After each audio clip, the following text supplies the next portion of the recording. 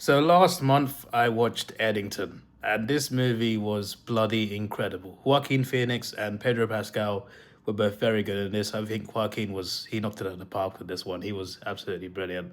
This basically takes place during 2020, so like it uses real life events, like everything happened, like COVID and George Floyd and stuff like that. It references events that happens in 2020, and this movie is like a fictional story that takes place in that time period, and it's like a small town.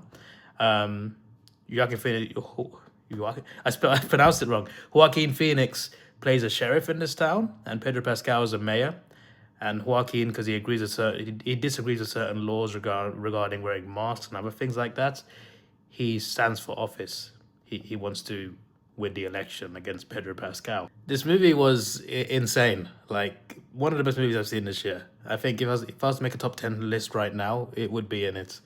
It was pretty insane. There was a couple really funny. Like it's a serious movie, but there's a couple really funny scenes, and I could tell like the director had incredible comedic timing. That the director did a great job with this film because some of the scenes had incredible comedic timing when they were there. There's a particular scene, and I won't mention it specifically, but if you watch it, you know what I'm talking about. There's a protest that happens, and there's this guy that kind of likes this girl, and this girl says something at the protest, and he starts to parrot this thing that she says at the protest to his parents at dinner table, and then the dad looks at him for a second. There's a moment of silence, and the dad looks at him and he says, "Are you effing retarded?" And it was so funny. The scene, the comedic timing of that scene was hilarious. There was one guy in the cinema that laughed really loud, but half of us were laughing as well. It was just a funny, really funny scene. Apart from that scene, though, it was just a really good movie, and like the finale was crazy. The finale was just edge of your seat action in Eddington. It was incredible to watch.